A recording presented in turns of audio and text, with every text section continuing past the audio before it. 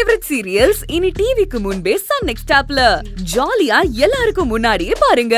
இப்பவே Sun next ஆப்பை download பண்ணி சப்ஸ்கிரைப் பண்ணுங்க.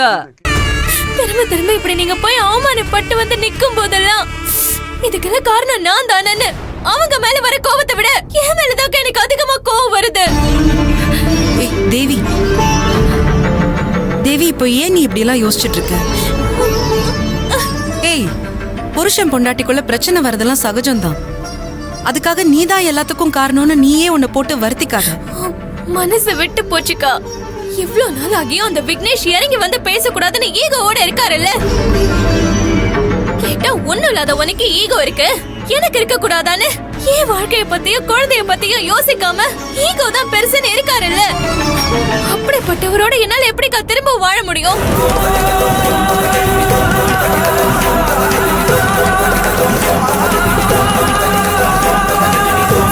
ஏதோ அவரை நினைச்சுதான் சோகமா இருக்கேன் நீங்களா கற்பனை பண்ணிக்காதீங்க.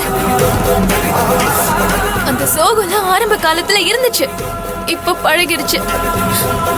அதனால தயவு செஞ்சு இதோட விட்டுருங்க. ஏய் தேவி, தேவி, என்னம்மா இவ இப்படி பேசிட்டு போறா? அவ ஏதோ கோவத்துல பேசிட்டு போறா, அதெல்லாம் நீ பெருசா எடுத்துக்காத. ஆனா அவ கோவத்துல பேசுறாங்கிறதுக்காக நாம அப்படியே விட்டுறக்கூடாது கையில். கொஞ்சம் அவங்க கோவம் குறையட்டும், திரும்ப பேசி அவளை மாப்பிள்ளையோட சேர்த்து வைக்க முயற்சி பண்ணுவோம். ரொம்ப நாள்லாம் இல்லம்மா, இன்னும் 1 மாசம் தான் இருக்கு. ஜட்ஜ்மெண்ட் கொள்ள சேர்த்து வைக்கணும், இல்லனா தேவியோட வாழ்க்கையை கேள்விக்குறியிடும்.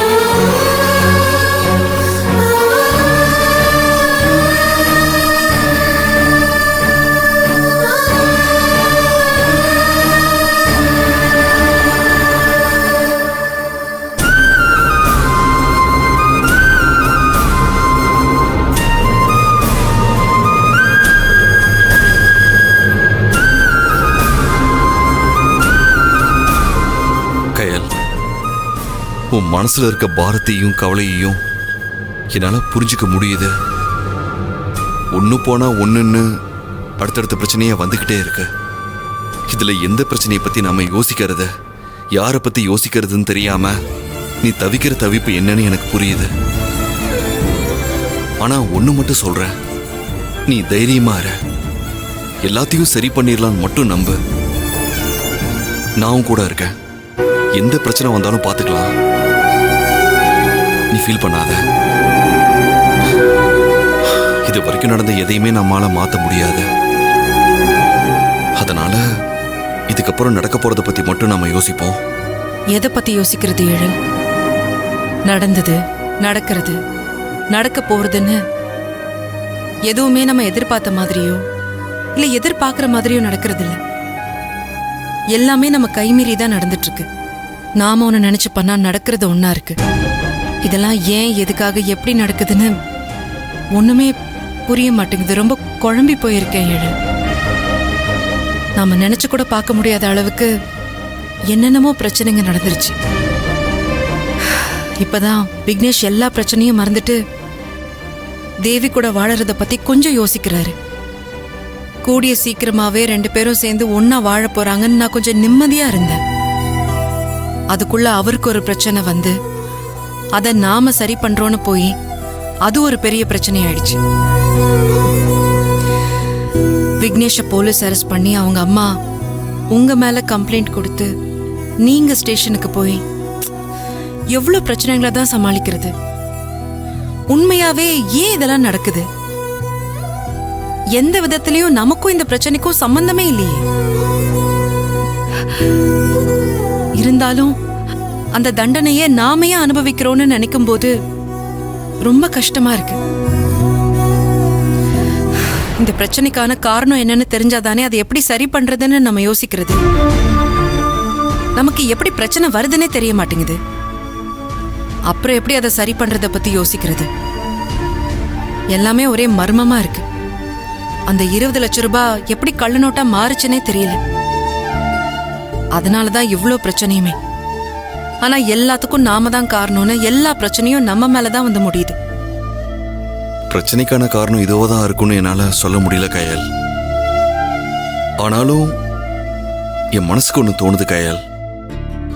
அதை சொல்லலாமா வேண்டாமான்னு என் மனசு தவிக்குது. அந்த விஷயத்த சொன்னா நீ எப்படி எடுத்துப்பேன்னு தெரியல. என்னது சொல்லுங்க. அது வேண்டாம், விடு. நீ ஏற்கனவே குழப்பத்துல இருக்க. இதை வேற சொல்லி உன்னை இன்னும். எழில், பரவாயில்ல சொல்லுங்க. அப்படி என்ன உங்களுக்கு தோணுது? அது இல்ல, அந்த கேட்டரிங் ஆர்டரை முடிச்சு நமக்கு கிடைச்ச 20 லட்சம் ரூபால 3 லட்சம் ரூபா கடனை கொடுத்துட்டு 17 லட்சம் ரூபால பிசினஸ் ஆரம்பிக்கலான்னு சொன்னப்ப மூர்த்தி ஒன்னு சொன்னாரு, நீ கவனிச்சியா?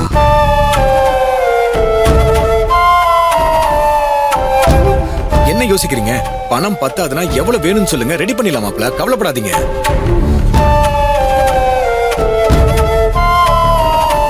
அப்ப மூர்த்தி அதை சொன்னப்ப எனக்கு தப்பா தெரியல. ஆனா கொஞ்ச நேரத்துக்கு முன்னாடி தேவிக்காக விக்னேஷ் கிட்ட பேசுறதுக்காக அவர் வீட்டுக்கு போனப்ப அங்க விக்னேஷ் ஒரு வார்த்தை சொன்னாரு. இதுக்கு முன்னாடி மூர்த்தி இந்த மாதிரி கள்ள நோட்டை மாத்திர விஷயத்தெல்லாம் பண்ணிட்டு இருந்தார்ல. ஒருவேளை அவர் சொன்ன மாதிரி என்னோட கன்ஸ்ட்ரக்ஷன் பிசினஸ்க்கு நிறைய பணம் வேணுங்கிறதுனால இந்த ஒரிஜினல் பணத்தை கொண்டு போய் கொடுத்துட்டு அதை கள்ள நோட்டா மாத்தி வீட்டில் வச்சிருப்பாரோன்னு எனக்கு தோணுது கயல்.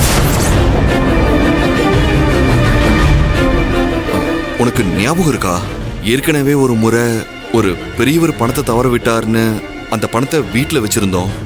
ஏதோ கமிஷன் கிடைக்குமேன்னு ஆறுமுகமும் மூர்த்தியும் அந்த பணத்தை எடுத்துட்டு போய் அதால எவ்வளோ பிரச்சனை நடந்தது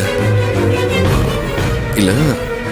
அந்த மாதிரி இப்பவும் தப்பா யோசிச்சு அந்த பணத்தை மாத்திருப்பாரோன்னு தோணுது. என்ன எழில், நீங்க என்ன பேசிட்டு இருக்கீங்க? நீங்க இப்படி சொல்லுவீங்கன்னு நான் கொஞ்சம் கூட எதிர்பார்க்கவே இல்லை. இல்ல கயல், எனக்கு என்னவோ. எழில் ப்ளீஸ், தயவு செஞ்சு அப்படிலாம் சொல்லாதீங்க. அந்த பெரியவர் பண விஷயத்துல நடந்தது வேற. அதையும் இதையும் கம்பேர் பண்ணி நீங்க மூர்த்தி அப்படி நினைக்காதீங்க. அது வேற, இது வேற. மூர்த்தி தப்பு பண்ணணுங்கிற மைண்ட் செட்ல அப்படி பண்ணலன்னு நமக்கே தெரியும்ல. அதை வச்சு இப்ப நடந்ததுக்கும் மூர்த்திக்கும் சம்பந்தம் இருக்குன்னு முடிவு பண்றது சரியில்லை எழில்.